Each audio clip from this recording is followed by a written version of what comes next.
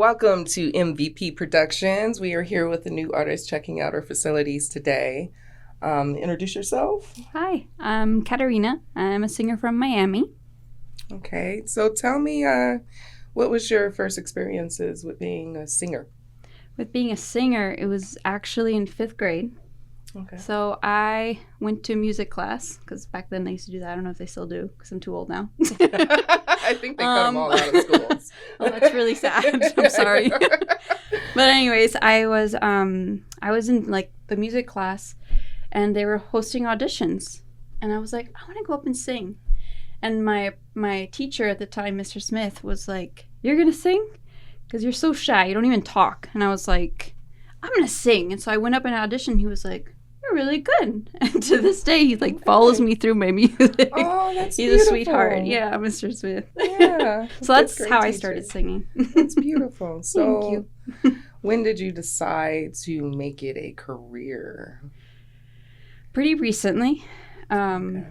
Like yesterday, basically. I kind of dabbled in different things, medical research. I studied chemistry, but I always felt that music was a big part of my life, and that this is something I really want to pursue. I just haven't been able to until now. Now is when I really decided this is what I want to do for the rest of my life. That's amazing. Thanks. Is there a specific moment or a song or performance that solidified your passion for music? Yes, actually.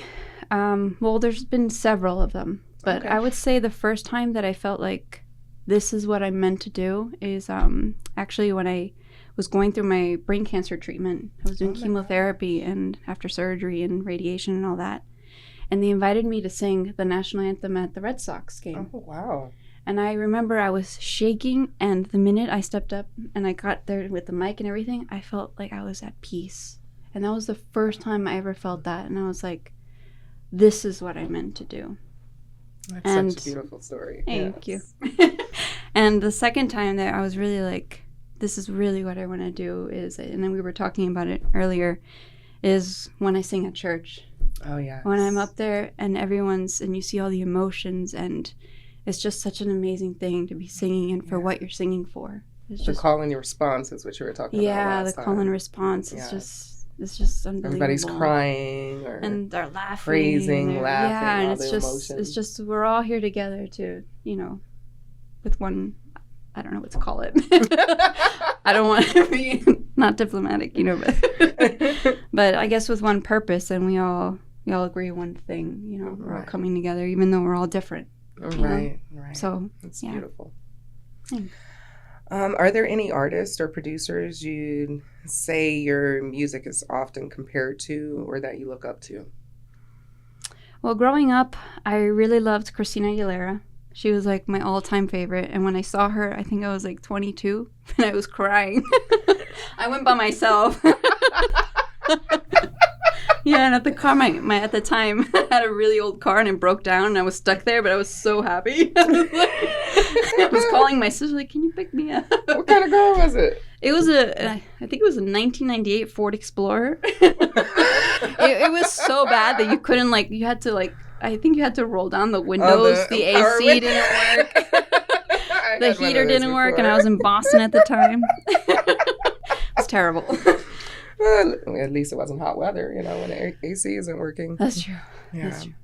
What is your short-term goals as an artist? My short-term goals. Like in the next 6 to 12 months. I have to think about that one. I would say it's just making music that makes me happy and being able to share that with other people, whether it doesn't matter the genre, I just really want to sing from the heart and hopefully make a difference in someone's life. My best friend, she one time told me that when you sing, it's not about your voice, it's not how good you are, it's about portraying what did she say, the author's lyrics. The author's lyrics. Yeah, that That's you're an interesting way to put singing it. a story when you're singing. And after that, I was like, you know, she's right. Who cares if I mess up? As long as Right. I'm singing what I'm singing, it's okay. Okay. Where do you see yourself at, say, in the next 5 years? Like if you were to wave like a magic wand Ugh. on your musical career. If I could wave a magical wand, I would be recording my music. I'd be singing everywhere. I would just be living the life. Be a Christina Aguilera. Be Christina Aguilera. Or Jane Monheit. Okay. She's a beautiful jazz artist. Okay. But that's where I would be if I could wave my magic wand. Yeah. And my son and husband would, of course, travel with me everywhere. Yeah. You Yeah, got to bring the but- family along all yeah, the time. Yeah. What's your favorite type of music? I don't know. I listen to so many different things. I didn't. So my mom's actually a classical pianist. So Wow. I grew up only listening to classical music, and it wasn't until my parents divorced and I met my stepdad like years later, introduced me to like rock and like Jason Mraz and all I this love him. other styles. Yeah. And we were allowed to listen to radio, so I grew up, you know, with like R&B and hip hop, you know. But and then it kind of grew into jazz as I got older, and then now it's kind of like a mishmash. My family's Cuban, so a lot of salsa. So it's salsa. yeah. So I love that. yeah, so it's just a lot of different things, really. Yeah. I can't give you one answer. Same thing with I don't have a favorite type of food. Oh, I can't answer that one either. Oh my God. There's so good. so many good foods out there. Yeah. It's amazing. Are you working on any current projects, or what projects have you done in the past as far as performing or collaborating with anybody, being a backup singer?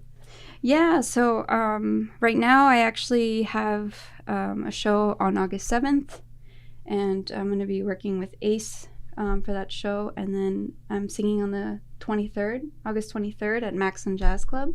Oh, nice. So that's Nice. I'll have to yeah. come and see you. I would love it if you came. Yes. You seem like a great audience member. Yes. I'll hype you up. Thank you. Yeah, so that gig I'm singing Latin jazz, jazz standards, and actually some gospels if they requested. Nice. Gospel is Yeah. always nice. Touches the soul. I Yeah. love gospel. What do you think your creative process usually looks like? From writing lyrics to choosing beats? So when I'm writing music, sometimes it's I'll sing something and I'll be like, hey, I like that. And I go to the piano and I start, you know, playing. And I'm like, okay, I like these chords for this. Mm-hmm. And sometimes it's like I'm feeling like a really strong emotion. Lately, it's been when Matthew's screaming at the top of his lungs. And I'm like, take his happy place. So, like, I write that lyric, and I'm like, you know what? I really like that. And I start playing on the keys, and, like, I kind of want the wording to go here. Okay. So it's kind of, I guess, depends on my mood. But it's mostly with voice recordings and piano. Voice Because recordings. if not, I will forget what I sang, or said. Yeah, I often do that myself. Yeah. And last question, what are you hoping to get out of recording and MVP productions? I guess the short-term goal right now is to kind of put myself out there, you know, Okay. create like demos and eventually move on to my own recordings, like my own songs and my own originals. But I'm choosing to work here because I really like the vibe. I really like that everyone is so nice. Everyone is so professional. Oh, thank you. And they're very helpful. They make you feel comfortable, you know. I think that's very important when you're creating stuff. So Absolutely. yeah, that's why I'm excited to be working here. And I'm excited to work with you. It'll Thank be you. exciting. Thank you.